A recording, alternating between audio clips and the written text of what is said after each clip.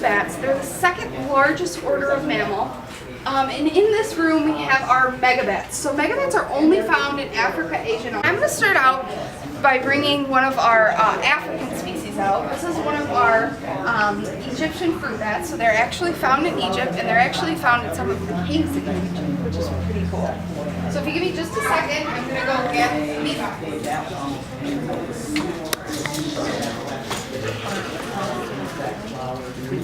She's Batwoman.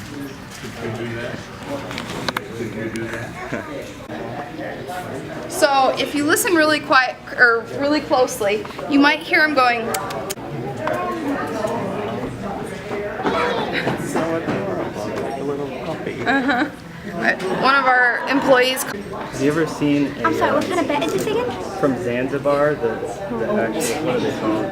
They're fox bats. Like Flying foxes? Yeah, from Zanzibar, but they have like what is it, like 1 meter span? Something like Egyptian fruit bat. Yeah, they have like gray-faced flying fox, orange-faced, like they have different colors.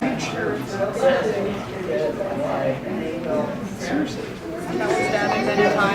That one's my favorite. Now you're in. So they're spreading that pollen further, and they're growing lots more plants, which is awesome. Bats are also the sole pollinators of the agave plant. So anybody that likes margaritas or tequila, you can thank a bat next time you go out for.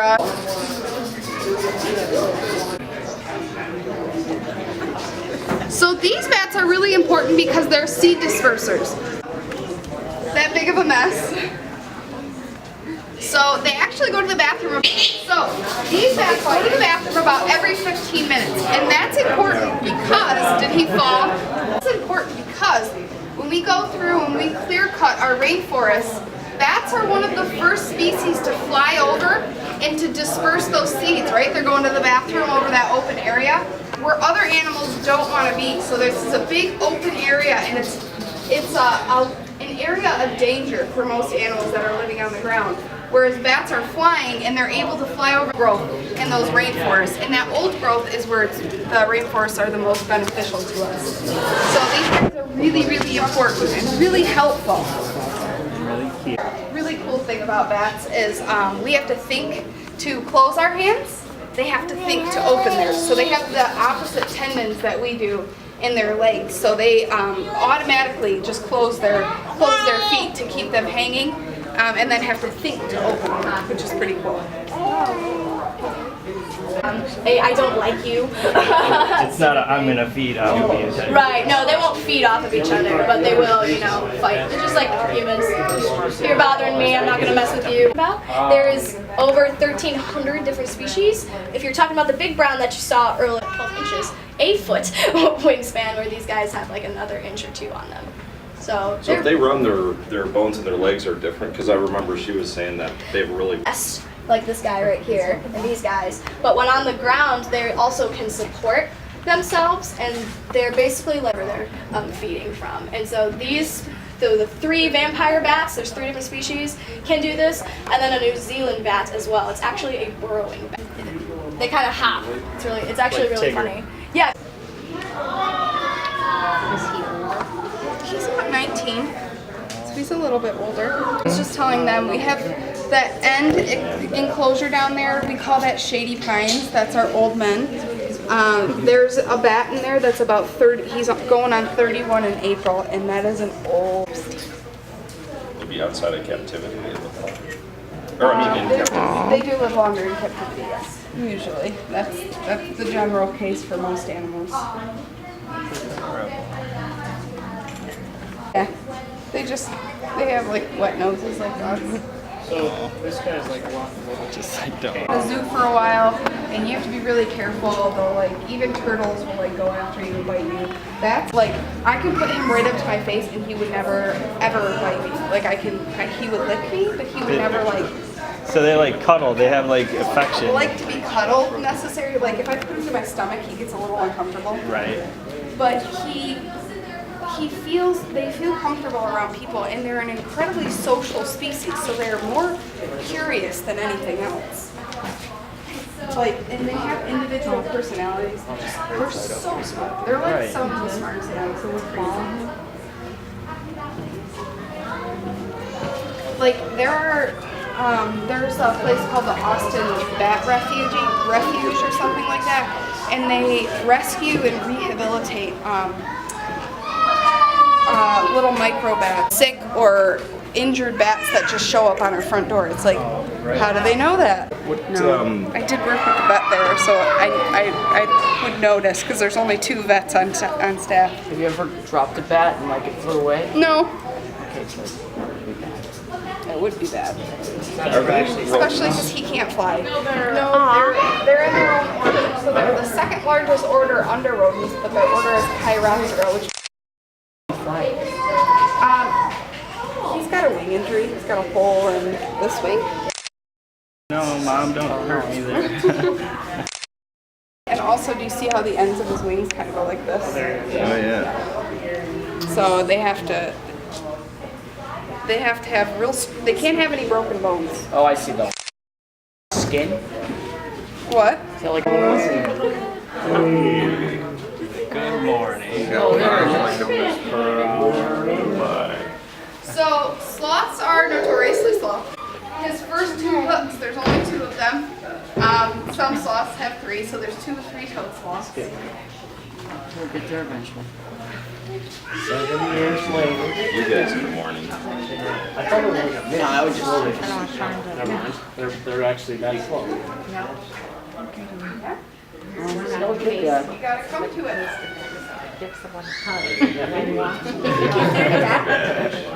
So sloths are slow for a reason. Does anybody know why? They actually, it's so slow that they only go to the bathroom once a week. Wow. And when they go to the bathroom, it's kind of cool. They go to the bathroom in the same exact spot every time they go. So this is right over. When they climb back down a week later, they'll crawl back up there and they'll feed off of that algae. So what that means is they have a full ecosystem going on in there and right on their back. That's how slow they are. Why is there 3 toes in the back?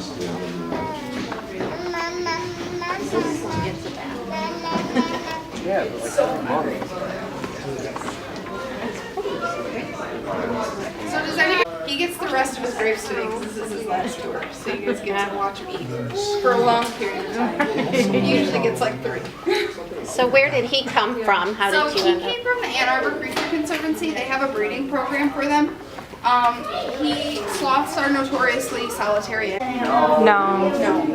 So bats can see. They can see. So our megabats that you met earlier, they can see 3 times better than we can. They can see colors that we don't know.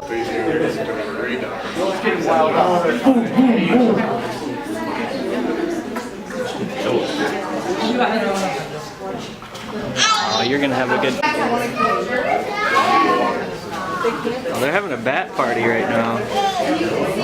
Oh my gosh, look at this. she's bad right now. Getting in my hair. Bat woman. For the most part, they're avoiding me. Wherever I am, they want to be on the other side. So I'm a very large mammal. I do look threatening to them. And our bats here in Michigan feel the same way. So if you hear somebody say that, no, this bat definitely was swooping down to attack me. You're a large blooded mammal, and mosquitoes love you. And all of our bats in North America. Oh, they're except for protecting the- us. But definitely all of our bats in Michigan are insectivorous bats, so they eat insects. And if you've got mosquitoes around you, coming at you, those bats want to eat them. So Yeah. they're actually just trying to help you out. They're not trying to hurt you at all. So next time you tell, or you hear somebody say that, be like, no, it wasn't. And I'll tell you that. All right, so I'm gonna grab. This is like so cool. Like Cinderella with the birds or something.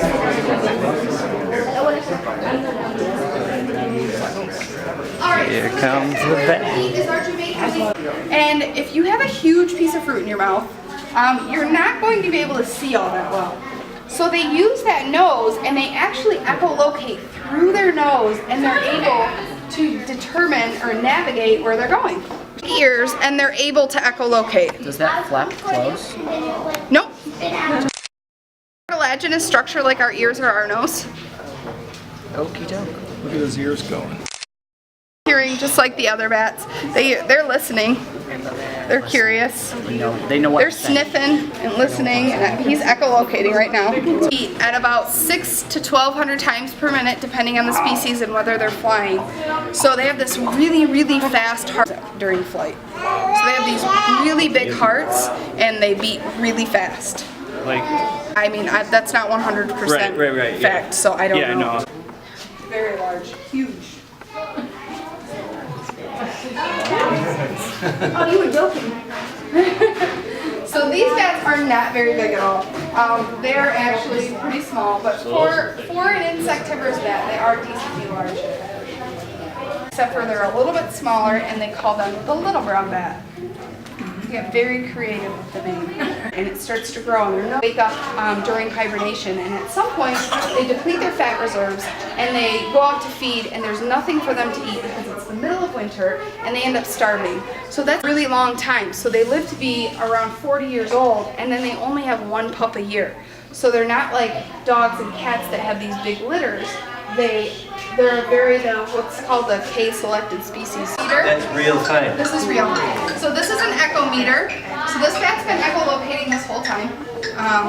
And this device attaches to our iPad, and it brings their echolocation frequency down to a level that we can actually hear with our ears, which is awesome. Also, it allows scientists to study our bats. So you can take this device out into the field and you can be like, all right, are there any bats in this area? And if it's not, then you can go somewhere else and you can look and see where bats are flying around. And you can also tell what type of bat is flying around. So just like birds have their own songs, bats have their own echolocation frequencies. So this one is a big brown bat. And you can learn how to read those frequencies and determine what species you're looking at. Oh wow. Do we believe that the other bat No, what it sounds like to them, but they can't hear each other. they can't hear it?